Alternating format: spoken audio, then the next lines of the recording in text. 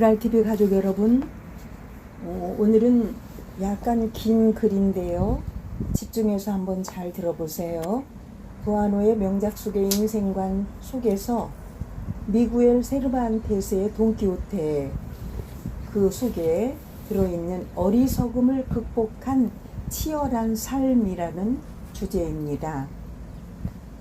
우리 시대를 사는 세계의 문명인들 가운데 세르반테스나 돈키호테의 이름을 들어보지 않은 사람은 거의 없을 것이다. 이 소설을 쓴 세르반테스는 냉철한 이성이 문명세계의 의식을 지배하던 17세기에 지금의 스페인에 생존했던 인물로서 정규 교육도 받지 못했으며 27세 때는 에스파냐와 터키와의 레판토 해전에 참전해서 왼팔을 잃었고 무오 해전에서는 포로가 되어 노예로 끌려가는 중에 구사일생으로 고국에 돌아온 사람입니다. 그는 30살이 넘어서야 고향에 정착하고 몇 편의 희곡과 이 소설을 남겼는데, 이 소설의 주인공 돈키호테는 옛 스페인 귀족이며 자칭 기사로서 일생을 호황된 무용담 같은 환상에 사로잡혀 산 인물이었다. 그는 지난 수세기 동안 세상 사람들에게 생각보다는 행동을 앞세우고 현실보다는 이상 속에 사는 인물로 알려져 왔다. 이야기는 이렇게 시작된다. 라만차 지방의 어느 마을에 돈키호테라는 점잖은 귀족이 살았다. 그는 언제나 격식을 갖춘 식사를 하고 값비싼 비단 옷을 입고 사냥을 즐기며 기사 수련에 대한 독서를 했다. 그는 나이가 50세에 가까운 신사였으나 자신이 하루속히 기사 수업을 마치고 세상에 나가서 온갖 불의한 세력들을 물리쳐야 한다고 생각했다. 날씨가 무더운 7월 어느 날 돈키호테는 드디어 세상을 평정하기 위한 장도에 올랐다. 그는 마을의 여관에 들어가서 여관 주인을 기사라고 부르고 하녀를 공주라 부르며 자기에게 기사의 칭호를 달라고 간청한다. 이렇게 해서 그는 기사가 되어 단신으로 첫 번째 정복길에 나서지만 실수 연발로 실패하고 만다. 그의 두 번째 정복길에는 시종 샨초 판자가 따르게 되어 한결 수월해 보인다. 그들은 원정길에 나선 지 얼마 되지 않아서 30여 개의 풍차를 발견하였으며 돈키호테는 그 풍차가 백성을 착취하는 거인이라고 생각하고 샨초의 만류에도 불구하고 풍차에게 선전포고를 한다. 돈키호테는 말에서 내려 칼을 빼들고 풍차를 향해 돌진했으나 몸이 풍차 날개에 걸려서 공중을 한 바퀴 돌고 나서 땅바닥에 내동댕이 쳐졌다.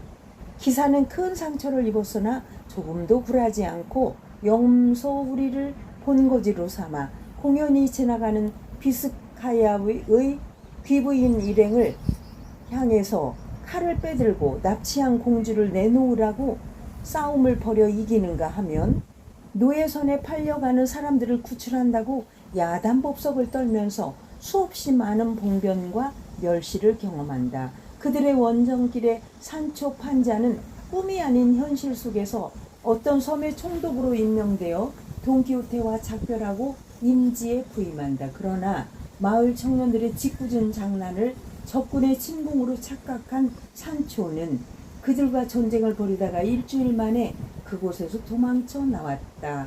그는 이곳저곳을 기웃거리며 방황하다가 외로운 원정길에서 고군분투하고 있던 돈키호테와 우연히 다시 만나게 된다. 그들이 처음 원정길에 나섰을 때는 기사와 시종으로서의 행동이 어색하기 짝이 없었으나 오래 원정을 하는 동안 행동도 세련되고 기사로서의 위풍도 갖추게 되었다. 그 사이 그들의 소문은 에스파냐 전역에 널리 퍼져서 그들이 바르셀로나에 입성했을 때는 환영 라만차의 돈키호테라는 현수막이 내걸리고 고적대가 환영 연주를 하기까지 했다. 그러나 환영과 들뜬 분위기도 잠시일 뿐 돈키호테와 산초 판자가 교대로 저지른 수많은 실수와 무모한 용기로 인해 그들은 곧 바르셀로나의 웃음거리가 되고 말았다. 돈키호테는 어느 날 갑자기 집을 떠나 원정길에 나섰던 것처럼 어느 날 갑자기 자신의 원정이 실패로 끝났다는 사실을 자인하고 고향으로 돌아가 병에 걸려 죽고 만다. 이처럼 허황되고 공상적인 소설이 어떻게 냉철한 이성적 사고방식이 문명세계를 지배하던 17세기에 쓰여질 수 있었을까 하는 것은 수수께끼이다. 이 소설은 당대에는 알려지지 않았다가 18세기에 허황된 이야기로 잠시 사람을 웃기는 소극 정도로 사용되었다.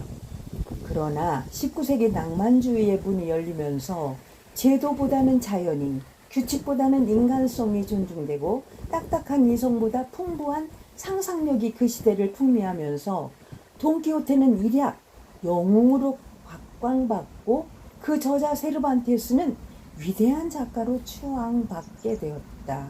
돈키호테는 흔히 생각은 많으나 그것을 행동에 옮기지 못하고 망설이던 셰익스피어의 햄릿과 비교되어 행동적 인물로 알려져 있다.